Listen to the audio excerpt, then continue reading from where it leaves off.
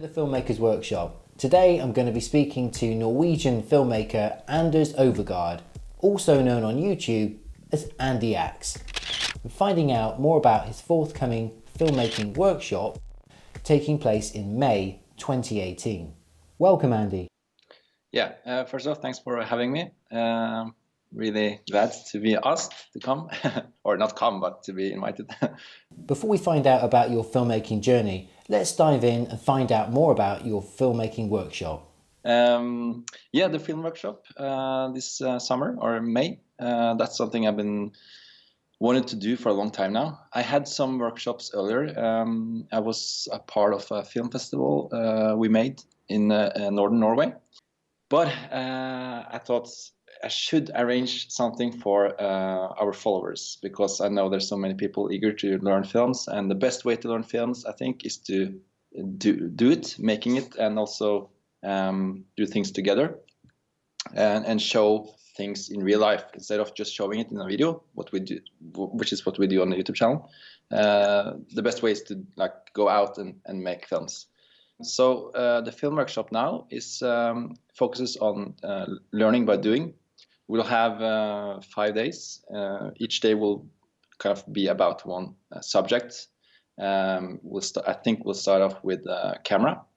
Just to talk a little bit about the basics first, and go into how everything works, because I think it's important when you make films that you understand why you do things.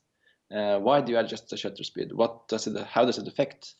And in that way, if you understand the basics, you know how you can kind of tweak it, or if you come into a situation where you don't know, what should I do? I never experienced this special light, or when you're filming outside. And then you can if you go back to the basics, okay, with this light, I can if I just now adjust aperture or ISO, I don't know, I can make it look better. So go through the basics, but also kind of ask those who are there, what are your questions? How do you film? And then we can experiment together. And also we will have different types of camera gear, so we can test out what does a jib, how does it affect the shots compared to a Steadicam, compared to a dolly, and all that stuff. So yeah, 1 day with camera and filming with camera. Second day maybe lighting and sound, and also directing. One of the guys we have during this workshop, he's a director and also an actor. He studied directing and acting in Russia. He's actually the main guy in the camera hack, the Russian. He's really good. So he will probably have almost the whole day about directing actors. And that's not just about directing actors for a fictional film. It's also for how to make your subject in front of the camera feel comfortable, and how you can add small details to enhance kind of make your video more interesting when filming people. So will be interesting. And also Thomas Leipold is there. He will be there every day, and have half a day or during the evening have some composing courses. Where in Norway is the workshop, and what can attendees expect? It's approximately 45 minutes with car from the airport. So it's kind of the northeast from the capital of Norway. It's at the countryside, so it's quite beautiful there, and we got nature. But still, we got a city called Kongsvinger, not far away. Every day we will shoot something and test out what we just learned or experimented. Yeah. My idea is that the last day we'll shoot a little film, everyone, or we make everyone in groups, and we have a screening the last evening in the screening room. So yeah, it'll be interesting. And also I have a little plan, maybe if I can, I really like to put as many things into this as possible, and kind of make every hour interesting. so it's not just going to be courses during the day, but we also we will stay together at every time, all the time, and also have evenings where we can talk about things. And yeah, so I also have planned for a game where people, if they are really good, they can answer, if they know, we will ask some questions during this workshop. If they know the answer, they will get some points, and then they can use these points to kind of buy equipment for their film last day. So it's kind of a little show as well. Yeah. So Andy, you're a successful filmmaker and YouTuber. What made you want to put on a workshop? And it may look like I know everything, but I don't. So I also have a lot to learn, and I think if we can share our experience and knowledge, we will just get even better. Making films is the only thing I've been doing the last, or since I can't remember.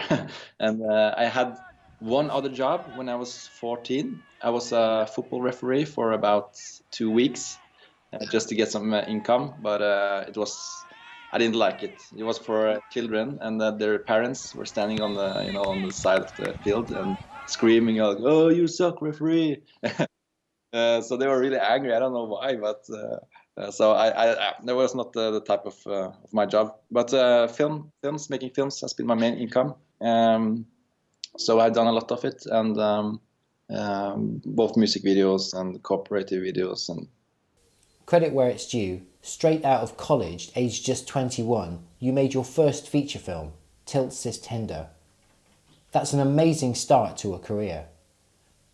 Wasn't that like jumping in at the deep end? It was crazy. It was crazy. It has always been my dream from as young. I think almost every filmmaker's dream is to direct a feature film and show it at the cinema. And after studying at film school in 2009, I was around 20, 21 years old.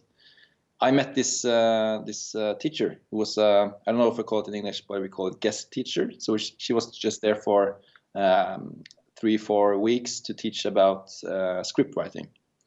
Because at this school we made 2 short films. Every student made 2 short films. And during the production, we had teachers coming from the film industry, teaching us all the different aspects of making a short film. So this was the screenplay writer teacher. And after I finished school, she asked me, "Do you want to direct a feature film I just wrote?" And it was a horse movie. With on the target group was young girls like 14 years old, interested in horses. And it was interesting because I never done like films like that. I made the sci-fi movies, made the action movies, but not horse films for girls at the years old. So I got different. But I said yes immediately because this was a big opportunity to get into the film industry, and it was my dream. But of course, really scary as well. The cinematographer for this feature film, he was professional, been working in the industry for many, many years. Almost the whole crew was like people that have been working in the film industry for a long time. And I was just graduated from film school, and I had to direct everyone. Do you think you were offered the role of director because you had youthful sensibilities and were more in tune with the target audience? I think the main reason was that we communicated quite well. She had many ideas like me, we almost had the same ideas for things. And also, I think this horse film was it was supposed to be a film that was a bit adventurous, a bit what to say,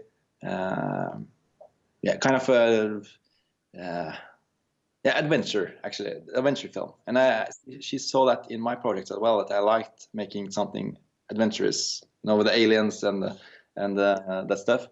And also, of course, that I was at that age was perfect for knowing a bit more about how the youths or the teenagers live and how they.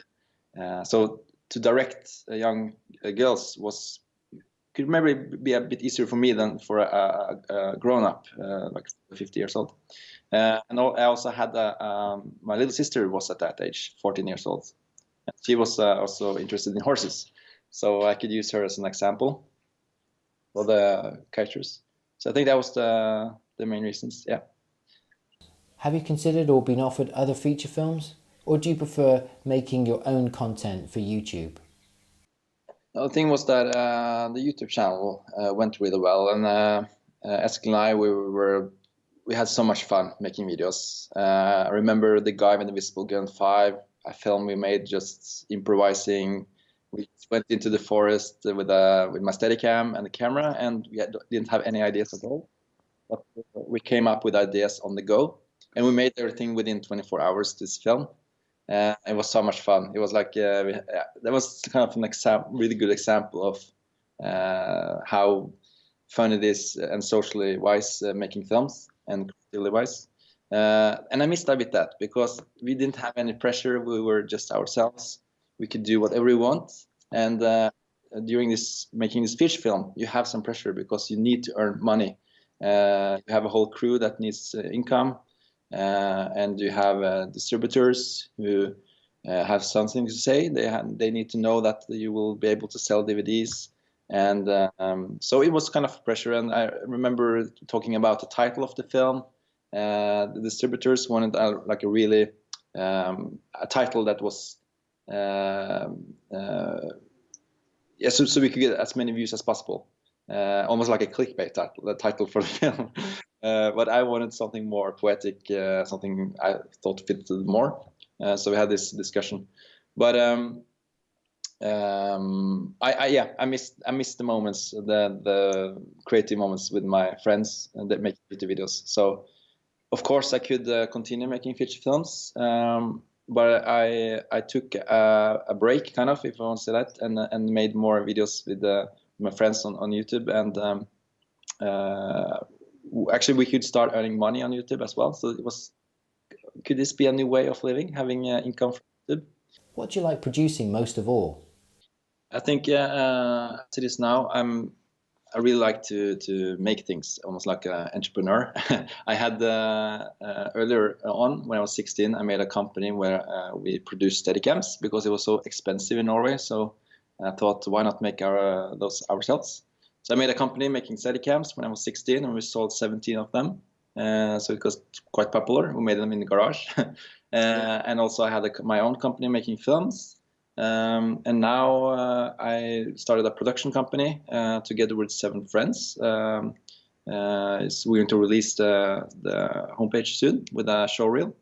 And also the YouTube channel and the workshop. So there are many things going on.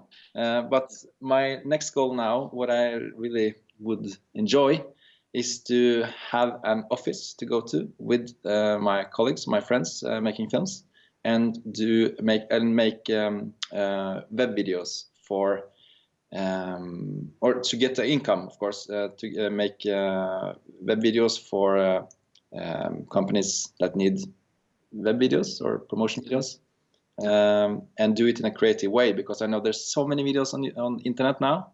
There's too much almost. Yeah, to stand out, you need to make something that's creative and kind of made in a new way. And we know we have some examples of that on the YouTube channel. The silhouette film, that was kind of is made out of just silhouettes. That was something different. And also, of course, I think the camera hack was kind of different with the crowdfunding. No one had done that in Norway or in that scale. So actually the Minister of Culture was at the premiere for the camera hack to see it. But making creative films for web, that stands out. That's a kind of and have an office, of course. I have an office now, but I sit at my together with one other guy in a room. But to expand and have a creative place to go to, that would be nice. With the growth of Amazon and Netflix, do you see these distribution networks as a viable place to aim your content from your new production company? It is definitely a goal to make something like more short films or feature films, but it's quite hard to earn money from it. In Norway, you can of course search for money from funds. The only problem is that if let's say the camera hack, the idea for the film is quite crazy in a way, and I want it to be a YouTube video because I want it to be free for all to see. And of course the culture or how to say it, the Minister of Culture in Norway said that, of course, that's great to share the video on YouTube and put Norway on the map, to say it in that way. But you won't earn any money from it, and that's also the film funds in Norway. They like to give money to films that can actually earn some money as well. YouTube made some changes recently to their paid partnership program. How do you find balancing out your filmmaking commitments? Yeah, now we have been on YouTube for about 10 years, and from day one, I never wanted to rush a video. I never wanted to put something out that I would not be, maybe not proud, but I want it to be the way I want it to be. So in the future, because when you first upload, the video will be there forever. You can delete it, but the video will still probably be somewhere online. I don't know where, but. So I want to, when I grow up and get really old, I want to look back and be kind of proud of what we did. And but the way we're working now, making one video a month, that's kind of the way we work now. We can't do it more regularly because we don't have those types of videos which gets enough views to earn money from it through ads. So either we get to have sponsors or we need to get a lot of views. I got 1 year, I got 2.5 million views in total in 1 year, and that was the biggest kind of year for the channel. And then we got let's calculate it in dollars, $3.5 thousand I think in a year. And you know that's good money, but it's not enough to live off it. And so, as I say, I have to kind of invest all my time on YouTube to be able to make enough views, and I can't do that now because of my little girl and my company I'm making now. So what I do now is that I work a lot with the production company and films besides YouTube, so I can and then I could kind of have a week just making a YouTube video because I worked so much with other stuff. But of course, the patrons, they really help out for being able to do this. I see that people actually want to pay to see more content, and that's really motivating. And the same with the camera act, when people contributed money to see the film. That was really really heartwarming, and see that people actually are so interested in this content. So I will. Yeah, I will continue the channel, but we have to find a way to make it not too stressful as well, because I do stress a bit making every video, because I need to use around 1 week to be sure that we get the kind of the spirit of the channel, not rushing it. And I'm a bit picky as well, so I need some time.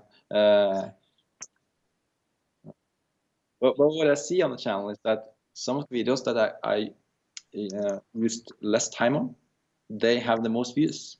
Like easy light setup to improve your films. We used maximum 2 days to make it, and it got most views almost. So I could, yeah. To be successful on YouTube isn't just about what you want to make. It's about what audiences want to watch. Yeah, it's a balance there. And as I have the opportunity to make what I want, since I'm not 100% committed to the income from YouTube, or not committed, but yeah. So I can do what I want, and I want to tell that as well. I don't want all the videos on YouTube and everything to be fast-paced, or I want to, yeah. Since I'm a bit against what people like, this sounds so strange, but I want people to sit down, use a bit more time on content that may feel a bit slow, but try to give it some time and try to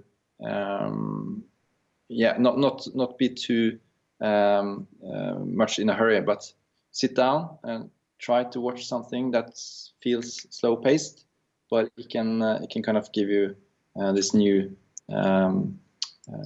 emotions, or new, how do you say it? Sometimes I can't find the right words. Understanding, maybe. I really respect your focus and style. It separates your channel from so many others. But I still understand I do understand those who want to make a living of it, that they need to kind of get the views they need. So it's kind of a balance. But as mentioned, I have the opportunity to make those I want to make. So that's yeah. Tempted to do a line of merchandise? I know that some friends of mine said that you should become a brand, and like promote Andyax and more. So no merch as yet? Did you know I'm selling cat sweaters? I didn't know that. Tell me more. I made a cat channel called The Life of Zelda and Salto. Yeah, it's 20 episodes. I wanted to make a new kind of cat channel, not just random cat videos, but have a story in every episode. So it's a beginning and it's an end with twist.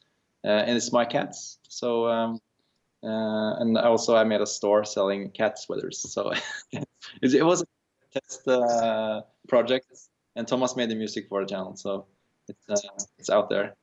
Just yeah. Let's get back to the workshop. Where can folks find out more and buy tickets? It's kind of simple as it is now. It's just sending an email to workshop@axp.no, and I will answer with more information. I will send a document, like a PDF file with all the details, and then we will require a deposit before we start, so we know that we can actually rent the whole university. We're going to rent the whole university to get access to all the facilities, like a screening room, food court, and a chef, and all that stuff, which is included in the renting. So to be sure that we can actually rent the whole place, we need to know that people will come. So we still have some spots left. So Adam, you are. It's from 22nd to 27th of May. And 17th of May is the national day in Norway, and so we got all the flags and the national coats and everything. So you could, if those who want to go to Norway and the first time they are there, they can travel a bit like 16th of May, and they will also experience the national day, which is really beautiful. But 22nd to 27th, and as I wrote in the PDF file, it's going to be an unforgettable workshop, and when I say that, I mean it. So we're going to both, as mentioned, including the courses, we also have social happenings, and we kind of be a small group, so we can interact, we can get to know each other, be sure that everyone gets learn what they wanted to learn, and have fun. That's important, of course. Sounds great. Best of luck with the workshop. Thanks. Well, thanks for taking the time for this interview, Anders. I really appreciate it. Perfect. Thank you. Bye. That's it. Thanks for watching. If you've enjoyed the video, do press the like button and subscribe to our channel. If you're interested in Anders' workshop, here's that email address one more time. Until next time, I'm Adam Loretz. Take care.